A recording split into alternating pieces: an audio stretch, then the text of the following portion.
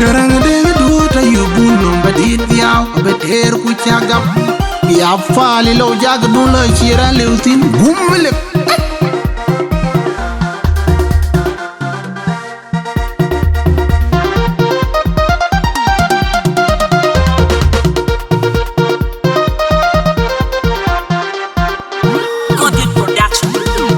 Pinom machinga kingu beloy oje fore jago koy ketie la chedunga koy lo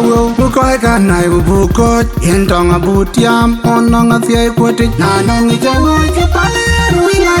no mo machiranga ranawo nyali le mo torba wela janga na ton chedil an kan fiai abil lo wera Pinom machinga kingu beloy oje fore jago koy ketie la chedunga koy lo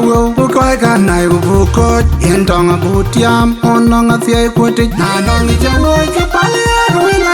no mo machiranga ranawo nyali le mo torba wela janga na ton chedil an kan fiai abil lo wera Pinom machinga kingu beloy oje fore jago koy ketie la chedunga koy lo koy kanai bu ko entonga butiam ononga fiai kwoti nanongi jago ke pale wi no mo machiranga ranawo nyali le mo torba wela janga na ton chedil an kan fiai abil lo wera nyali la wachungu wo tiere ko mabai Yenga jirot ko na chithong man feron pinya yene imana bach Pira yula kwer nyen ni mande pyo Wana ko yen la chuang nyen pin Yungu wot ko chachi jali chindu Yini ali kabdu nga janyol Pinya riyang jali wa Jakarani jakunyi madu Yenga kunyi jam Pinya chiri yungurwai ko chachiru mana bach Aduwe lamat kerandu Bumoloy Yali bayi yungu chengu darbu burunya Pinyari angaliwa Jakarani jakunyi madu Yenga kunyi jam Pinya chiri yungurwai ko chachiru mana bach Aduwe lamat kerandu Bumoloy Yali bayi yungu chengu darbu burunya Pinyari angaliwa Jakarani jakunyi madu Yenga kunyi jam Pinya chiri yungurwai ko chachiru mana bach Aduwe lamat kerandu Bumolo Yali bayi yungu chengu darbu burunya Yuba daba wen mocha che jamu rakane Amator jirane mocha che jamu rakane Yuba daba wen jir paldi ajirane Amator jirane mocha che jamu rakane Yuba daba wen mocha che jamu rakane Amator jirane jir paldi ajirane Yuba daba wen mocha che jamu rakane Amator jirane mocha che jamu rakane Jakarani jakunyi madu Yenga kunyi jam Pinya chiri yungurwai ko chachiru mana bach Aduwe lamat kerandu Bumolo Yali bayi yungu chengu darbu burunya Pinyari angaliwa Jakarani jakunyi madu Yenga kunyi jam Pinya chiri yungurwai ko chachiru mana bach Aduwe lamat kerandu Bumolo Yali bayi yungu chengu darbu burunya Pinyari Jakarani jakunyi madu Yenga kunyi jam Pinya chiri yungurwai ko chachiru mana bach Aduwe lamat kerandu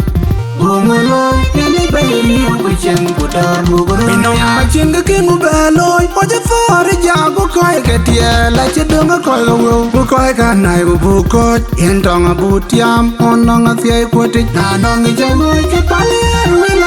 no mo machiranga ranawo Nyali le mo torba wela janga na ton chedil An kan fiai abil lo wera Pinom machinga kingu beloy oje fore jago koy ketie la chedunga koy lo koy kanai bu ko entonga butiam ononga fiai kwoti nanongi jago ke pale wi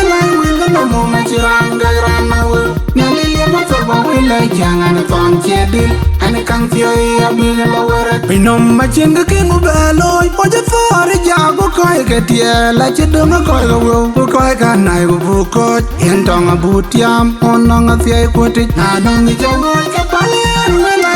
no mo machiranga ranawo Nyali le mo torba wela janga na ton chedil An kan fiai abil lo wera Nyali la wachungu wo tiere ko mabai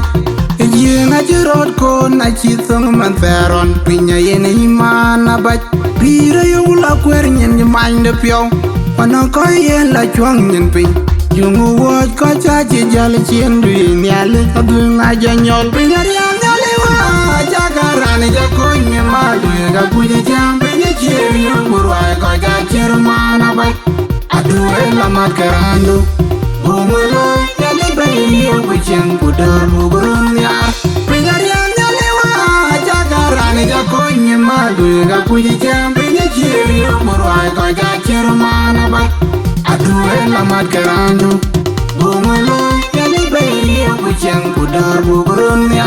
Pinyariam nyaliwa Jakarani jakonye maluega kuja jam Pinye chiri umurwai koja chirumana bai Aduwe lamat karandu Bumulo yalibayi yukuchen kudar mugurun ya Yuba daba wemo chache jamu rakane Abator jirane chache jamu rakane Yuba daba wemo chupal di ajrane Abator jirane chache jamu rakane Yuba daba wemo chache jamu rakane Abator jirane chupal di ajrane Yuba daba wemo chache jamu rakane Abator jirane chache jamu rakane Jakarani jakonye maluega kuji jam Pinye chiri umurwai koja chirumana bai Aduwe lamat karandu Bumulo yalibayi yukuchen kudar mugurun ya Pinyariam nyaliwa Jakarani jakonye maluega kuji jam Pinye chiri umurwai koja chirumana bai